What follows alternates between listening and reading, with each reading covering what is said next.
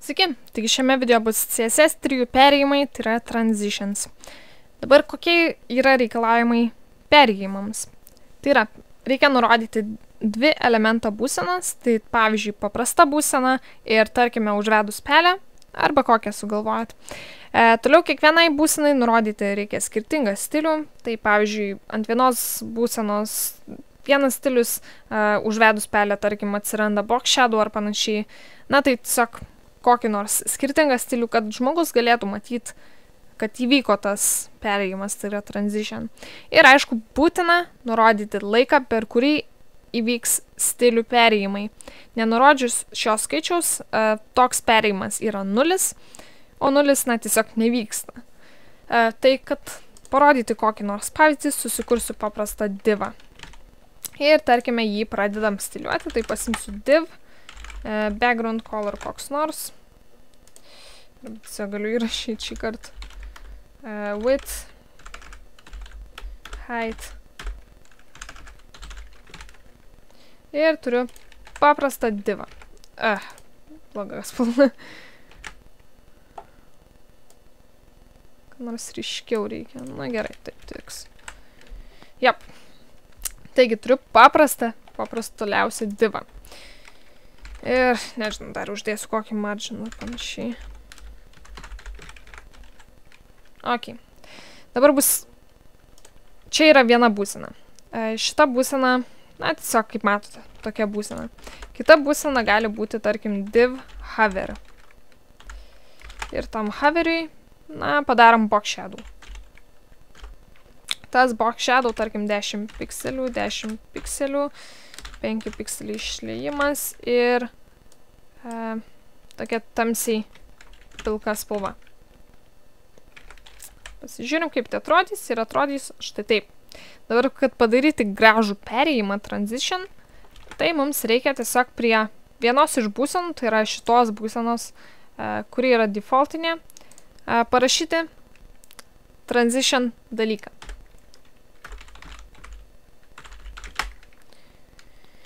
Ir ok, transition gali būti keli skirtingi dalykai, tai pavyzdžiui property.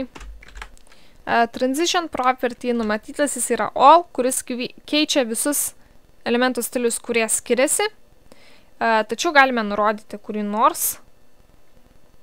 Na, konkrečiai galime parašyti, tarkim, box shadow ir toliau rašyti kitus dalykus prie kito transition dalyko. Bet, na, tarkim, all, kuris ir yra numatytasis. Toliau galime daryti transition duration, kuris yra būtinas. Ir, tarkime, 1,5 sekundės. Duration galima rašyti sekundėmis arba milisekundėmis. Ir jau turime porą dalykų, tai yra refresh. Ir, kaip matote, jau turime šiokią tokią transition. Ok. Užteks galbūt 1 sekundės.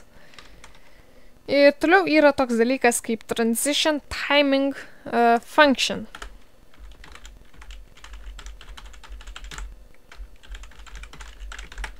Jis gali būti ace, linear, ace in, ace out, ace in out, cubic bezier.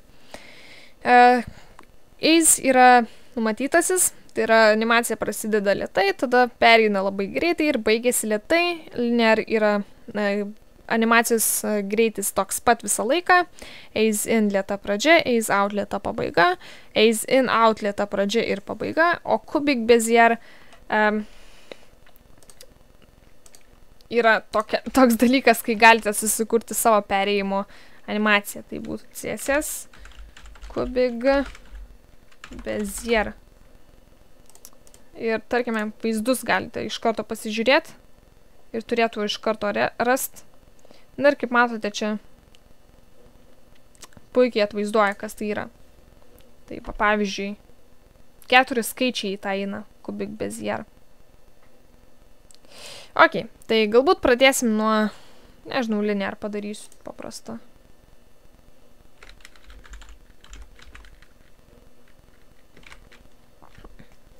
Bus gerai. Ir transition delay galime naudoti, jeigu norime.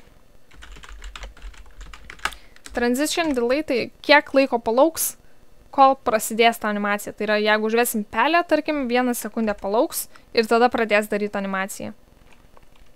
Tai yra visą perėjimą. Ir aš galbūt čia padidinsiu skaičius, kad matytume geriau, kas vyksta. Refresh ir 1 sekundę laukia ir tada prasideda animacija ir įvyksta. Ok.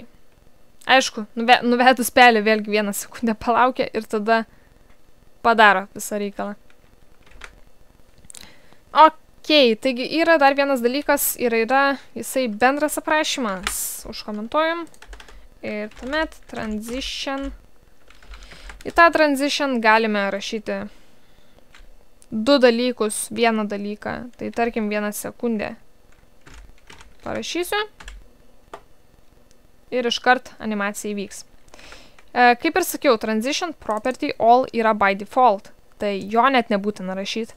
Jeigu norite, galite rašyti. Tai būtų taip.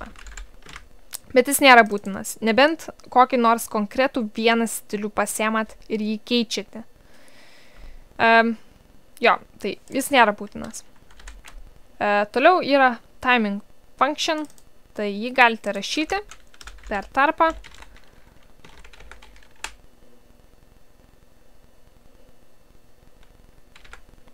Ir toliau, jeigu rašysite antrą skaičių, galite arba galite palikti kaip yra, tai delay.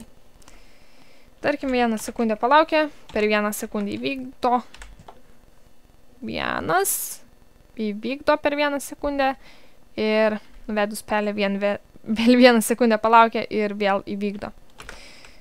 Ok, taigi, lygtais viskas ir šiai video pamokai tiek. Taigi, galime atskirai surašinėti visus dalykus, galime vienoj eilutėje surašinėti. Na, tarkime, all. Ok, tai šiai video pamokai tiek. Kitame video bus CSS 3 animacijos. Tai yra biški mandriau negu transition, bet vis tiek irgi toks fainas dalykas pasižaidimui.